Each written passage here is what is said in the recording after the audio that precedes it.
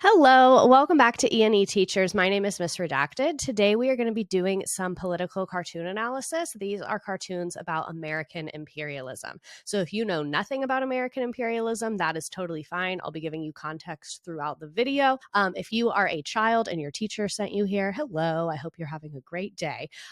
So for anyone doing this live in class, or maybe your teacher told you, do the assignment that she mentions. This is the assignment. We're going to look at 8 different cartoons. So go ahead and grab a piece of paper, a piece of notebook paper, a piece of printer paper. Maybe you're doing this on a Google Doc of some kind, and just make 8 sections. I think the easiest way to do this is to fold your paper in 4, because then you have 4 sections on the front, 4 sections on the back. So as I am going through the cartoons, for each cartoon, just jot down 1 or 2 sentences. What stood out to you? What were some symbols that you noticed? What was the main idea of that cartoon? So just make sure you're following along on your own paper.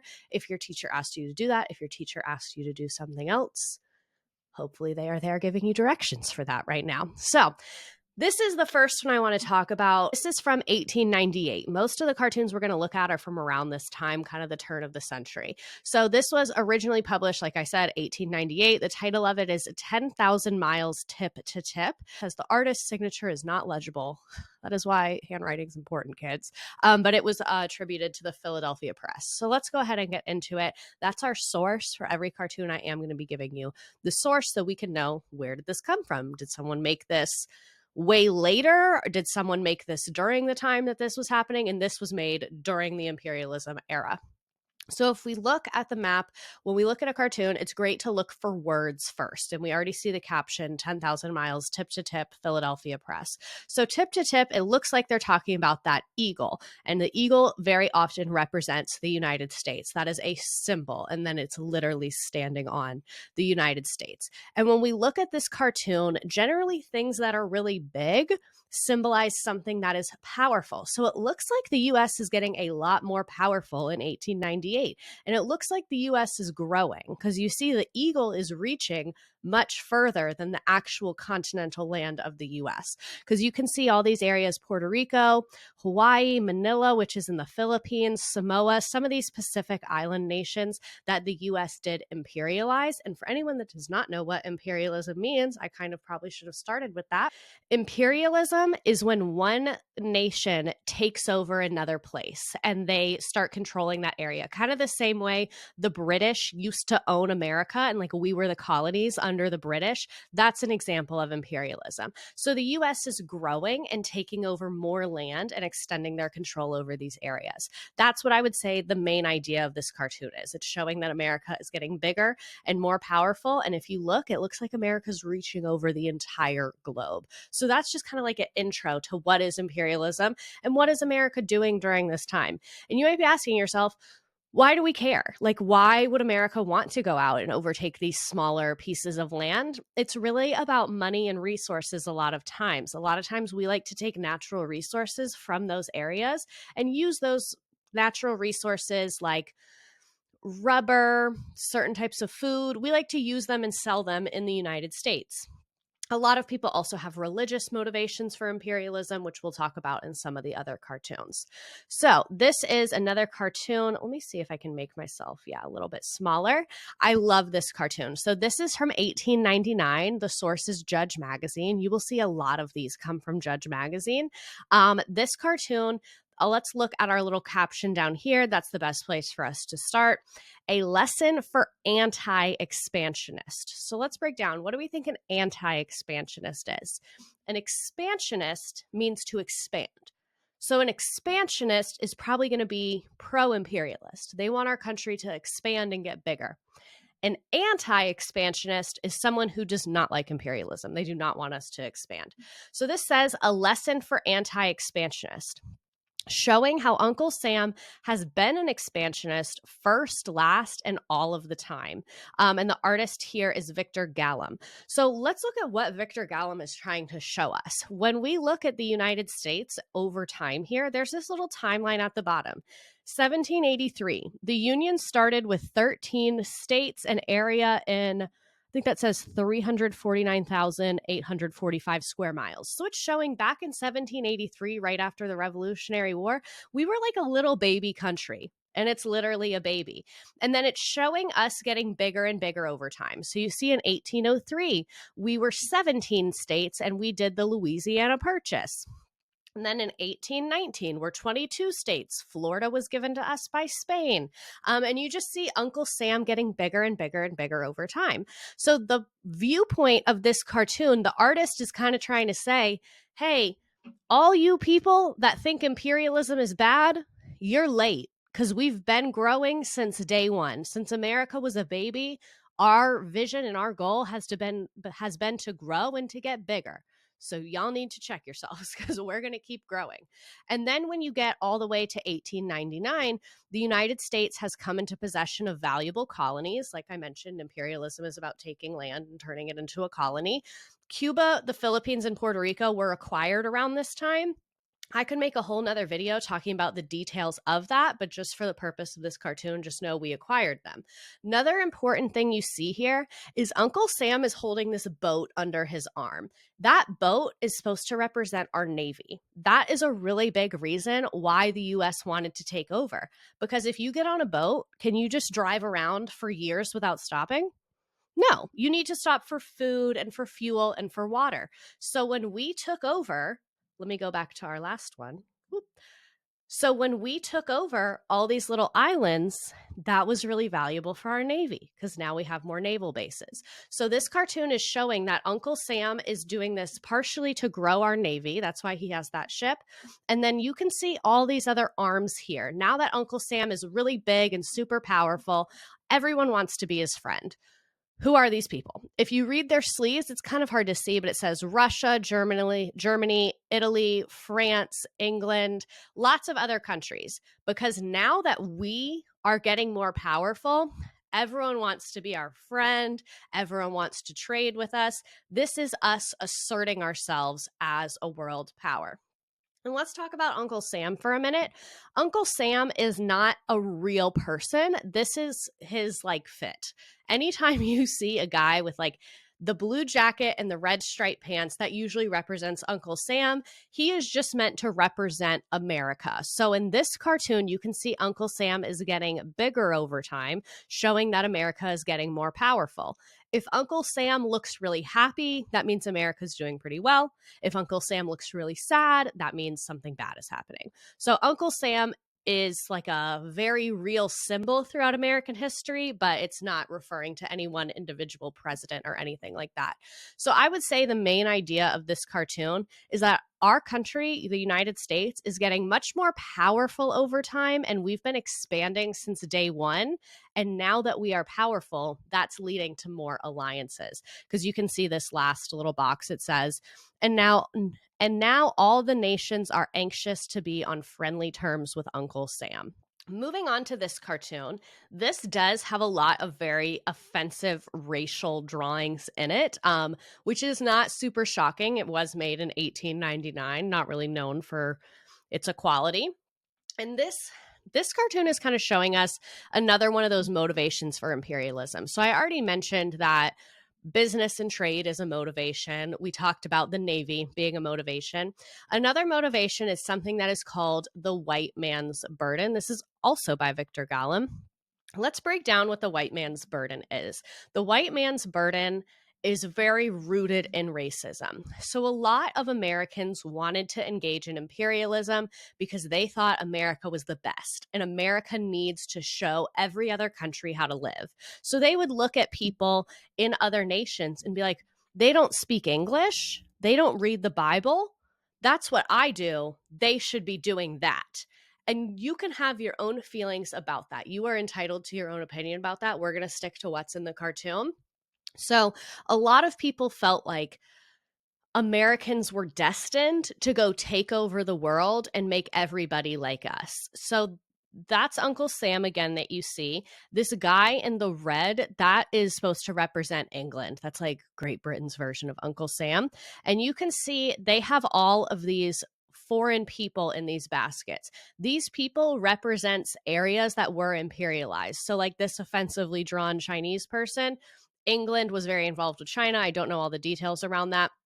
And then these very offensively drawn Cuban people, like I mentioned earlier, the US was overtaking Cuba at this time. So this cartoon is trying to show, oh, look, it's up to England and America to show these people to civilization. When in reality, we know these people just have different cultures and different economies and different lifestyles. I personally think like it's fine for people to live in different ways as they so see fit. But that was part of what America did when we would go and imperialize these places, is we would try and bring our culture there, our language, our laws, our food, our religion, things like that. So that is why the US is carrying these people. And the US has to climb over barbarianism, ignorance, superstition, brutality. You see cannibalism, cruelty. The US viewed these people very, very negatively. And I want to talk about this superstition piece. That has a lot to do with religion. A lot of Americans, especially at this time, practice Christianity. A lot of these areas that we took over, like Cuba, have more religious diversity, and their religions look very differently than us. A lot of Americans view them as like voodoo and very scary things, but in reality, that's just the religion of that area. So that's where that superstition piece came from, is they felt like these people were kooky and crazy because they didn't believe in the Bible. And because these people have different religions, they thought they were superstitious. They were like, why are you afraid of that? That's not in the Bible. So it's really, this cartoon is showing how the US and Great Britain really tried to enforce their cultures onto these other people. And the US and Great Britain felt like they were doing them a favor. In their view at that time, a lot of people did not think it was negative. Now we know, and we have learned from a lot of these people that experienced the imperialism, that it was very difficult. A lot of violence was involved, and a lot of them did not ask to have their religions be converted. But that is kind of what we see in this cartoon as well. So, moving on to our next one. Like I mentioned, the US did take over the Philippines at this time. Maybe I'll do another video about that. And when I say take over, I mean that very loosely. Sometimes that means we literally own it. Sometimes that means we're just heavily influencing that area. This is from Emile Fleury. I'm not 100% sure if I'm saying that correctly. This is also from Judge Magazine. A lot of these are from Judge Magazine.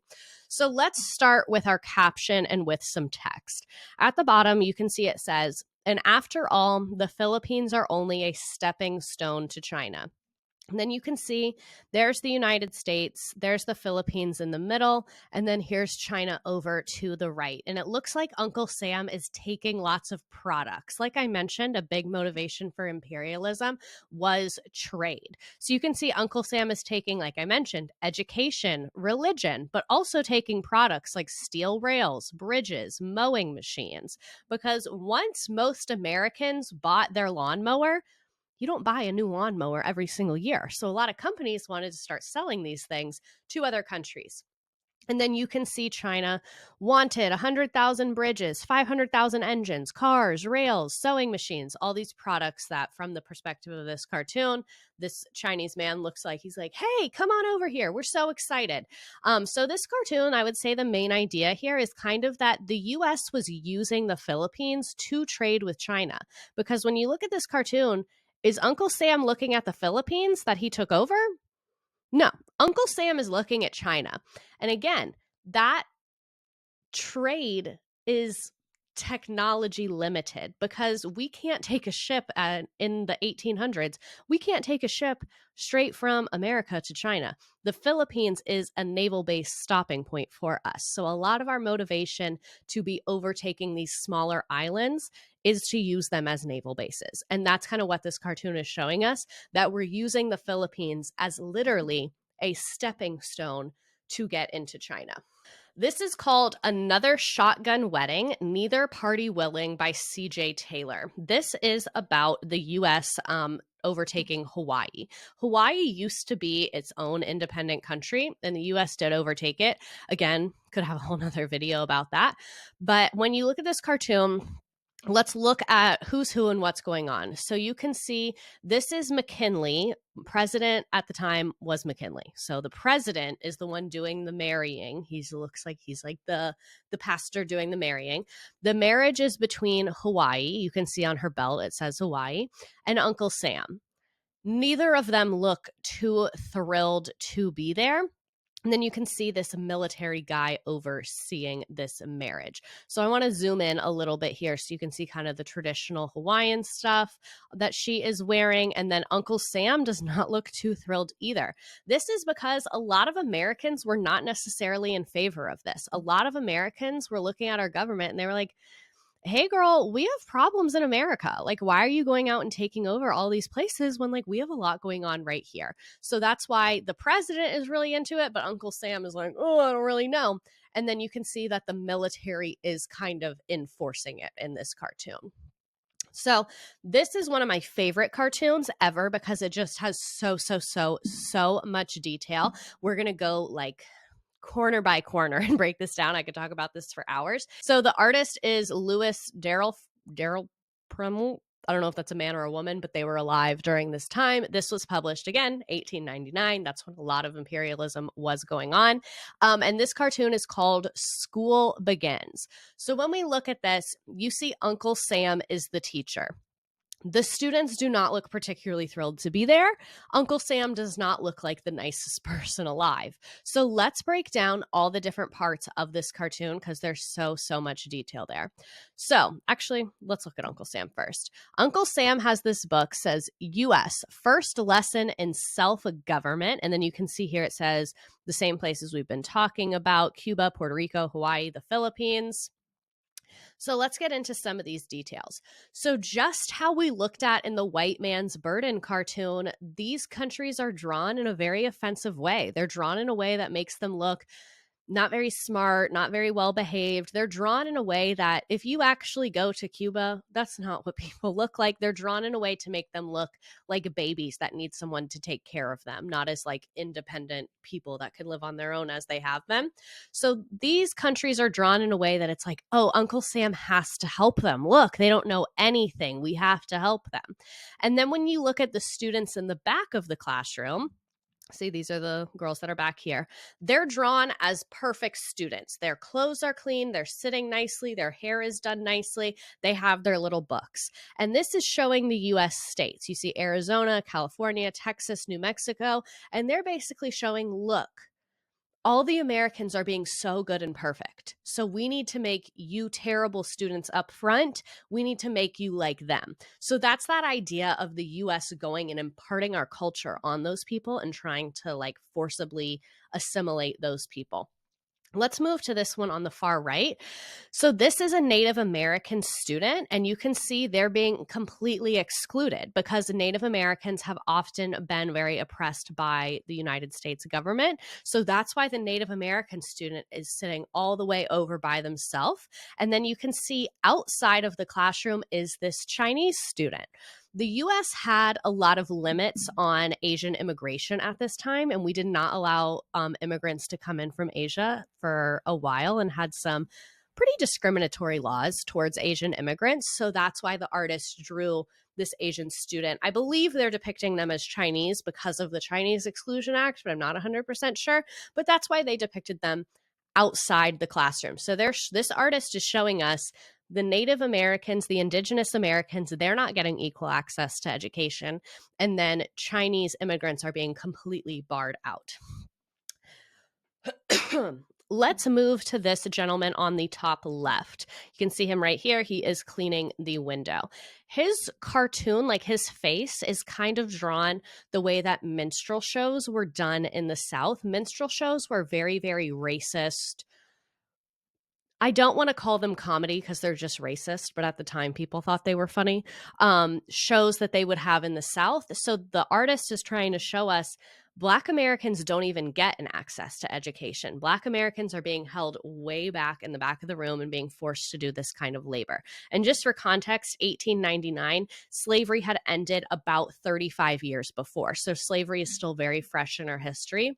So this artist is kind of trying to show us that yes, America says that it's going out and quote unquote educating these people, but do these people really want that Americanized education? And then they're also trying to show that, hey, there's lots of groups that are already in America that are being very marginalized. So let's move on to some of this text here. Let's start on the top right. The Confederate States, referring to the South during the Civil War, the Confederate States refused their consent to be governed, but the Union was preserved without their consent. That sign is back here at the back of the room. And then this chalkboard says, the consent of the governed is a good thing in theory, but very rare in fact. Consent of the governed means I like my government. Like I voted for them. I'm like, yes, queen, king, president, whoever. I really like this government. I picked it. England has governed her colonies whether they consented or not. By not waiting for their consent, she has greatly advanced the world's civilization. The US must govern its new territories with or without their consent until they can govern themselves. So this chalkboard is kind of showing the US's attitude towards imperialism at the time. Even though the US was founded on democracy and voting, we're not necessarily going to these places and allowing them to vote on if we're going to be there or not. We are going there and governing them without their consent. Consent means giving someone like permission to do something. So these two pieces of text are kind of trying to show us multiple examples of the US engaging in government without consent. One being the Confederates. They did not want the government, but we fought the Civil War and the North won, so they got the government. And then how England was acting as an imperialist and now the US is acting as an imperialist. So this cartoon, like I said, just has so much. Hopefully you jotted down a couple of things on your paper.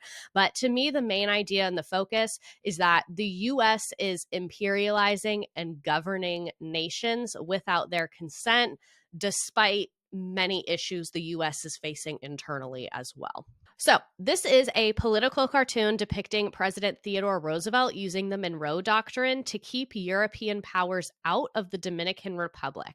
The caption says, "Hands off, this in reality entails no new obligations upon us, for the Monroe Doctrine means precisely such a guarantee on our part, President Roosevelt." So, that is a very wordy sentence, so let me break it down for you. The Monroe Doctrine was from a long time before President Theodore Roosevelt. This is when President Monroe basically said, Europe, you are not going to come over to North or South America. They asserted that North and South America were closed to colonization and that the US was basically going to be in charge of our half of the world. So, fast forward many years in the early 1900s, a lot of Europeans, like we see in this cartoon, that king where it says Europe, it says claims. They were going to the side of the world that the US is on. Mainly they were going to like the Caribbean and South America, collecting money that Europeans felt was owed to them during imperialism. So the US, when we look at this, the US is showing power. If someone is drawn very big, it generally means they are more powerful. So this is President Roosevelt being like, dun, dun, dun, dun, dun. We had the Monroe Doctrine for a long time, and we told y'all, you cannot come over here. We will do this for you. So the US wanted to collect that debt on behalf of the Europeans because we wanted to show that we were the most powerful country on this side of the world. We're the biggest and the baddest, and you cannot come over here and do whatever you want. We are in charge. It's not that we weren't going to let them collect the debt. We just wanted to be the ones to facilitate it. And then you can see the Republic of Santo Domingo, that is now the Dominican Republic. They do not look too thrilled about either party involved being here. Very similar to this other cartoon. This is from 1904. It's called Big Stick in the Caribbean Sea. This is a commentary on President Roosevelt's enforcement of the Monroe Doctrine. So the Monroe Doctrine, like I said, the Monroe Doctrine basically said, Europe, leave us alone. Europe is not allowed to colonize North and South America. So President Theodore Roosevelt was like, you know what? I'm going to take the Monroe Doctrine a step further. And he had something called Big Stick policy.